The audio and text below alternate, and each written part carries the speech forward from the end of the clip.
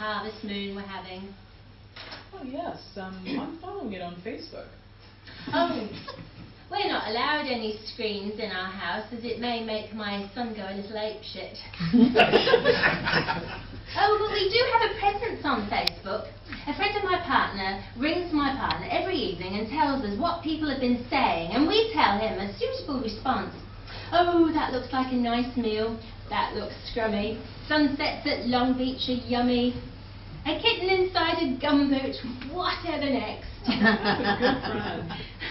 Oh, my partner pays him. I do find these evenings very instructive. It helps you to actually get behind all the gobbledygook of the reports. Johnny has finally achieved NCA Level 1 in hospitality. Yeah, I know exactly what you mean. Tristan has achieved excellence in calculus, a remarkable achievement for Year 9. I can't even remember what Year 9 even is. Johnny needs to remember to use the toilets provided and to refrain from smearing the walls of his form class with his own excrement. What did you just say? What a little tyke he must be. You know, quite the handful. Oh, yes, he is that. Still, we wouldn't be without him. Nothing like a well-polished linoleum floor to say this is a well-run institution. Yeah, well, despite being top of the class in 4 academic subjects and doing 3 baccalaureate papers and building a robot capable of watering houseplants and changing nappies, my boy just hasn't excelled at PE this year. Students are reminded that the use of a taxi is not permitted in order to get to the top 10 finish in the cross country. A taxi? Well, it was an SUV. He's just so proud of his house and he wanted to win the house cup. What house is he in? Minto. Oh, yeah. Mine's in Harawira. Oh yeah, and your boy seems good at PE? Oh, yes.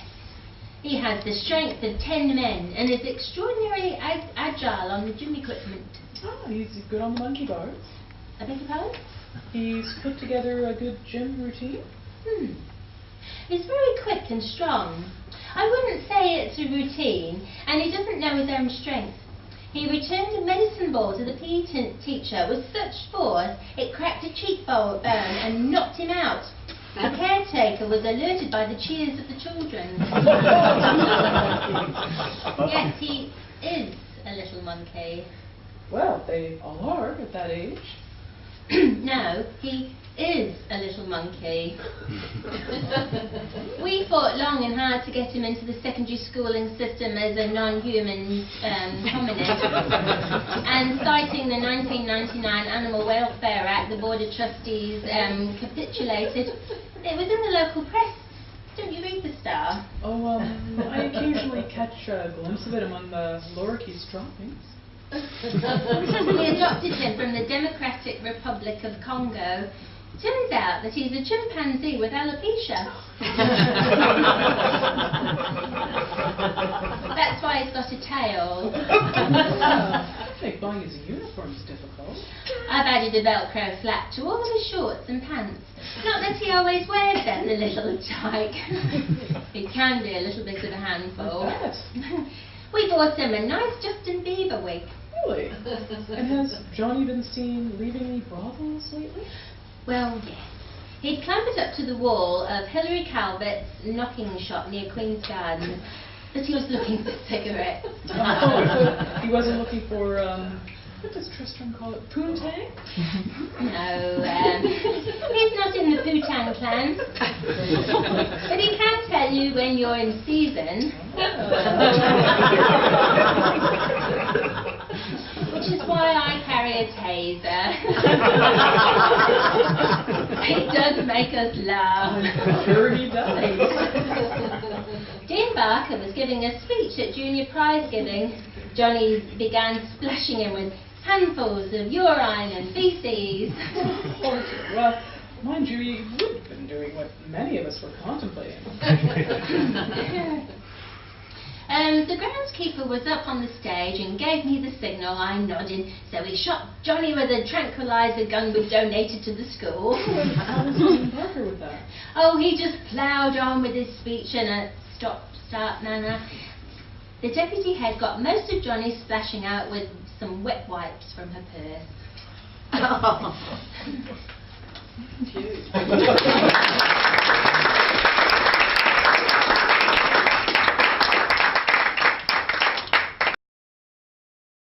Okay, this sketch was written in the 1990s when the double-decker bus that toured Dunedin and its environs was an old red routemaster. The bus driver is an amalgam of several bus drivers and not lampooning one individual. My lawyer just wants me to make that clear. This was written before global warming really kicked in. Well, it seems it might just be you today. And where are you from? I'm from Germany, Düsseldorf. Oh, Düsseldorf, right in the heart of the blue banana. The what? The blue banana is a discontinuous corridor of urbanisation in Western Europe with a population of around 110 million people. Don't mind me, since I've been on my own, I've spent perhaps a little too much time online, Skyping other tour bus drivers around the world, watching TED Talks and Googling general topics on urban geography. How are you? Yeah, it's very interesting, very interesting. My great-uncle Ferdinand was a town planner in Stuttgart. Retired, has he? No, he was killed by a rhinoceros in Africa on the safari.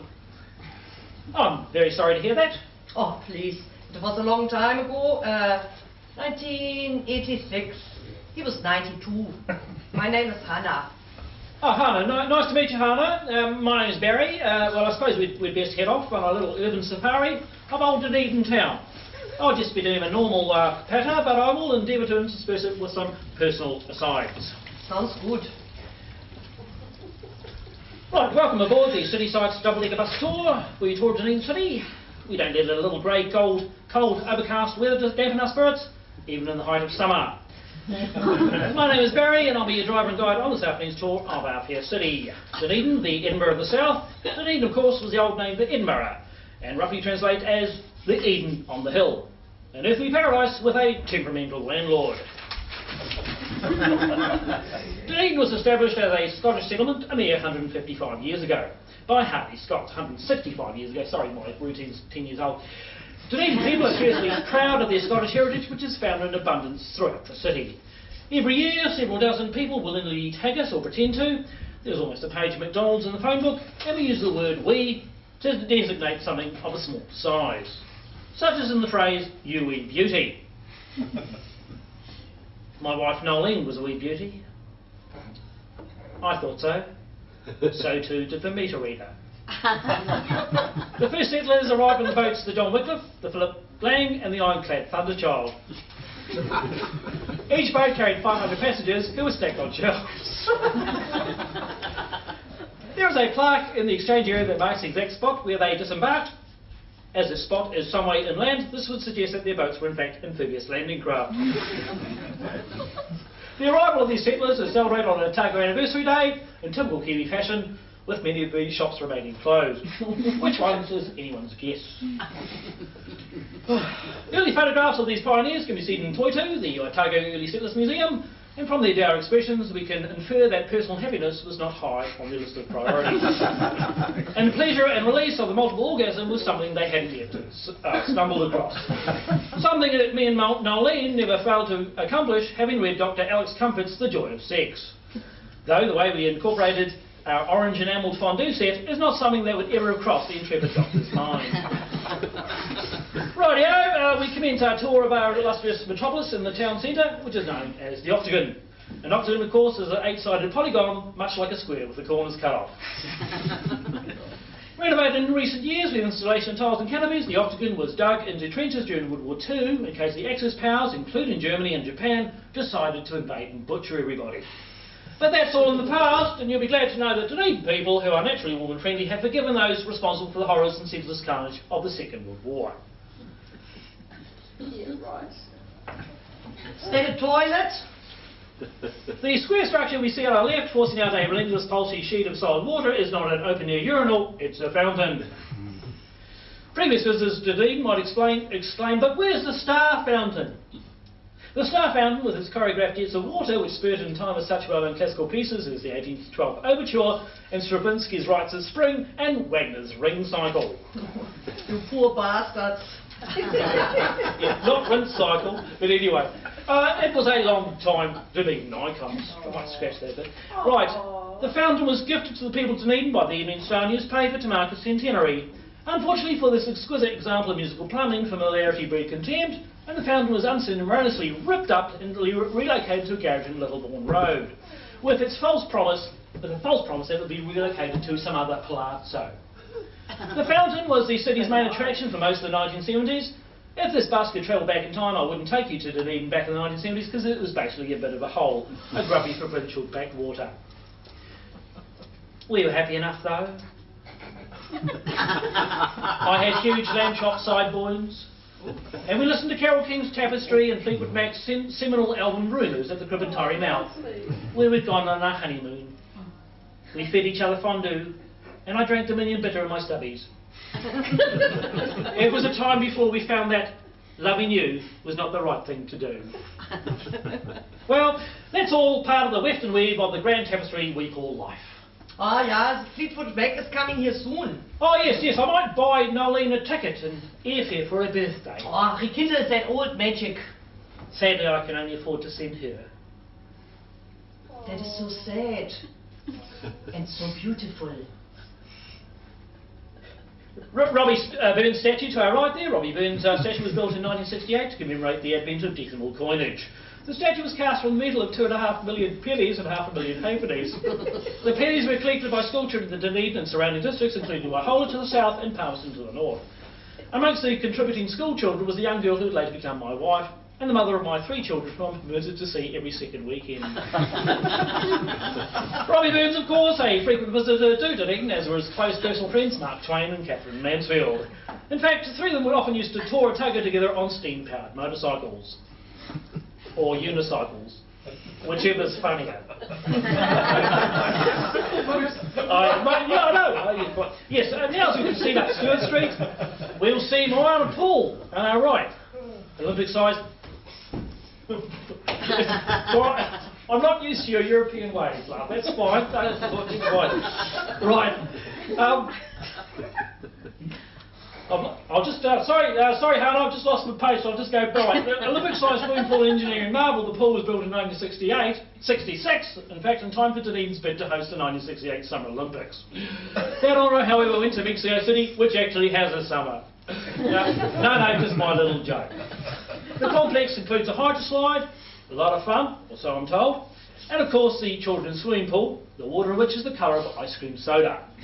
But unfortunately, not the taste. Oh, whoopsie daisy. In my reverie, I've missed the U-turn into Littlebourne Road, so I'll have to do a U-turn. You may experience a slight bump as we negotiate this traffic island.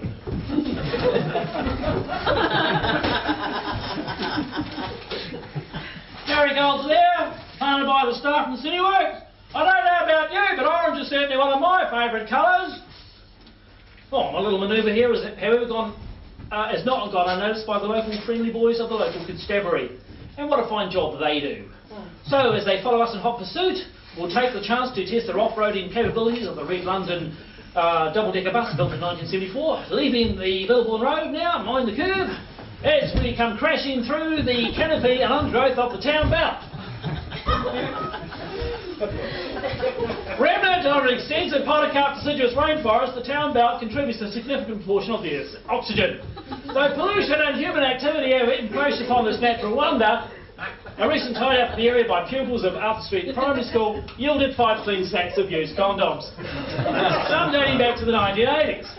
And some with exotic flavours, though of course the children were told not to put them in their mouth. But you know what kids are like. Ulsterlin to our right.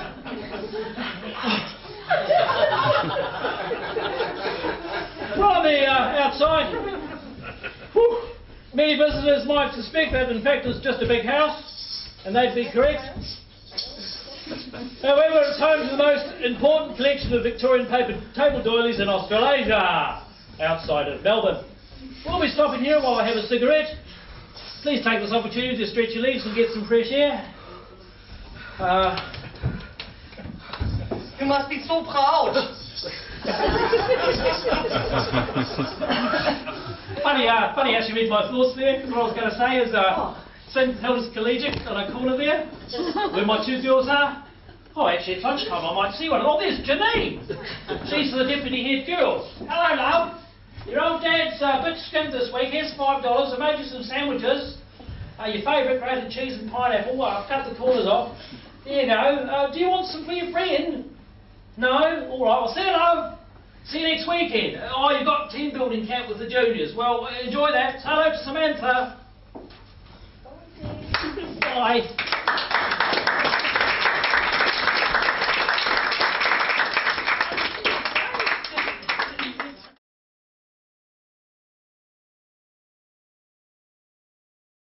Now, I was looking in a book the other day, which was surprising, as it's not usually the first place I do look, when I discovered an original copy of a photocopy, of a facsimile of a copy of a transcript, complete with original dribbles in the margins, and it appeared to be posthumously dated back to circa 1845.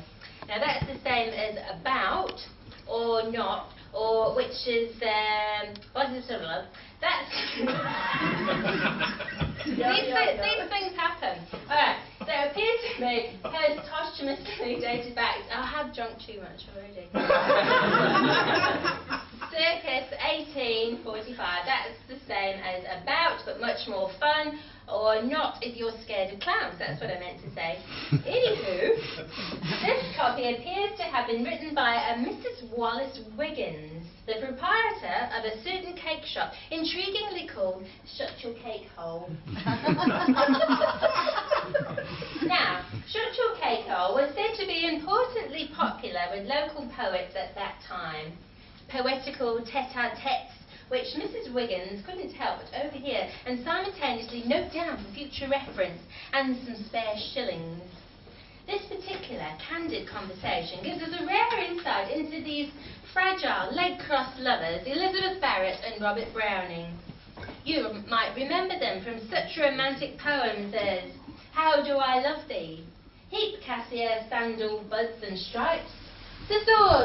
I thought for a lonely deathbed, a dead rose. A grammarian's funeral shortly after the revival of learning, and of course, a curse for a nation.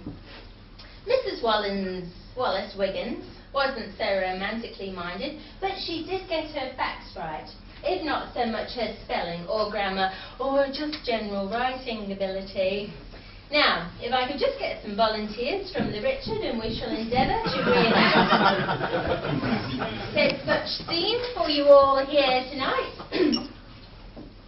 So we're going to need a couple of chairs. Where are we going to be? Right. Couple of chairs. Oh, we're going to be up there. Or stool. Stool. Do you want to be just along here? Couple of puffs. Poofy. Alright. And now, Richard will be Robert Browning, I shall be Elizabeth Barrett, and our friend Tanya is Mrs. Wiggins's. Mrs. Wiggins. Oh, this guy. Right. Just what you read it up like. Guys, I hate this palace. That woman always makes my tear too strong, and her spatter deck is always limp. Shut up!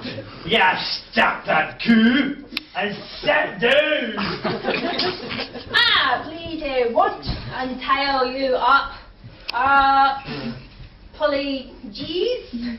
You ghost test tackle shoe nice type bastard.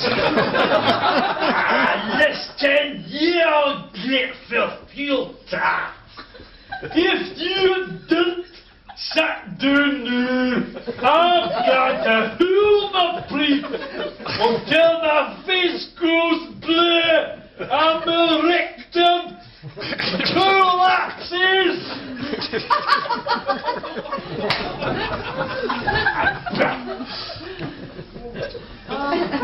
What va, Meister Browning, sa? De bon for it, sa? Nog nu met het vergezet. We have two kaffe chen. We set summit to ballyhoo. Bally what's it? Blah blah blah chava. For it staff. Thank you, Meister Browning, sa? Can I lick your butts for you, sa? Oh, donkeys, Mr. Vergezet.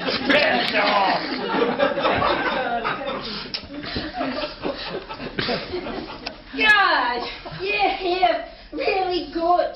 We with words, catcher, Bobby. Yup, you. Now come over here, you scrubby just bit of flat. Sit on the pencil.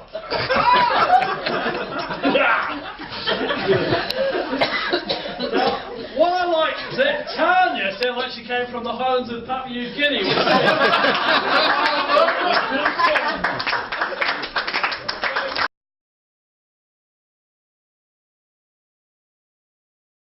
Oh, damn and blast, however, my plans for the evening are happily sacrificed in order to serve this pert and perky pocket metropolis.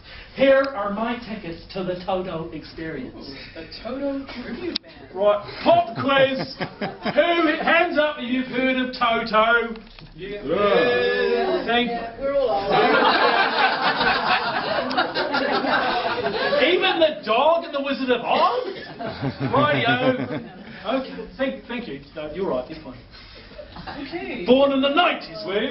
Right, okay, so. I'd be delighted, thank you. Okay. Was it? Really? Anyway. Sorry. Oh, yeah. Go, Commissioner.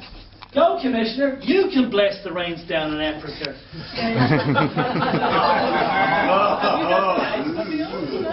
Not the nice mobiles at home. I could give you a lift. Oh, look, I'll just walk. It's a nice night. It's only 200 metres up the road. Oh, okay. Well, by the way, some young punkette with a spray can high on energy drinks. She's threatening to jump off. I'm onto it. Hello. Okay. I'm supposed to say something else maybe, but I'm pretending to be strung out, looking over the edge. Oh, you know, sorry, it's not the Commissioner's line. I wrote com. I shouldn't have. It's sorry. Yes, strung out should be on italics because you're strung out. Oh, you're particularly. Hey, steady on now. I must say that's some pretty impressive bombing. Wow, you know the lingo? Thanks. Each letter 4 feet high. Yeah, and I think it pretty accurately sums up how I'm feeling right now. Really? What exactly do you mean? I hat the world? Hey, it's not hats. I don't hat the world if I'm told. I leave off the E.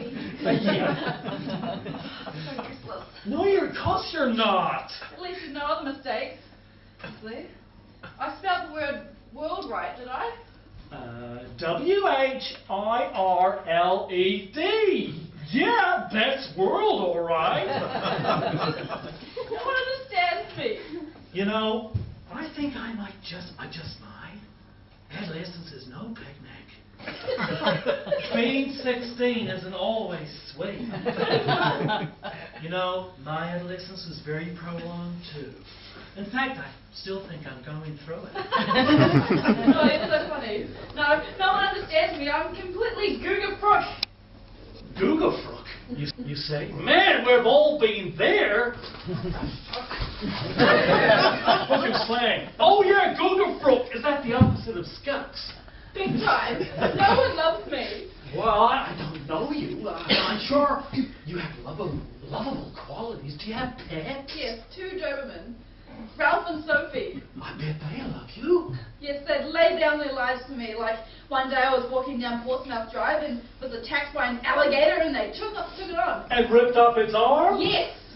Man, I feel like a big juggernaut of closure is coming this way. You know, that was no alligator. That was an axolotl.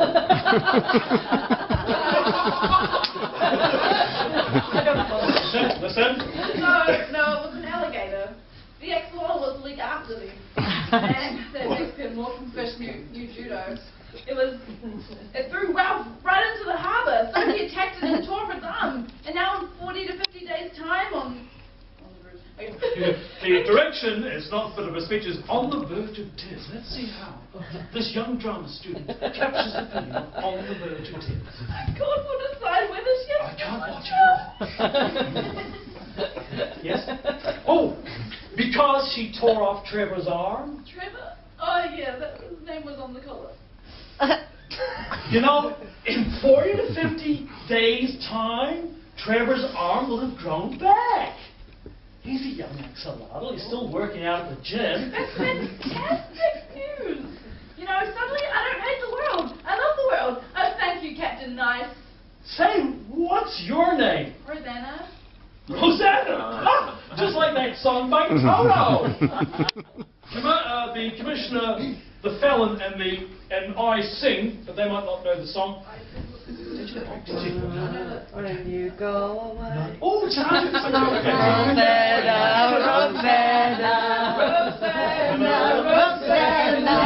All the way. And let's do that one.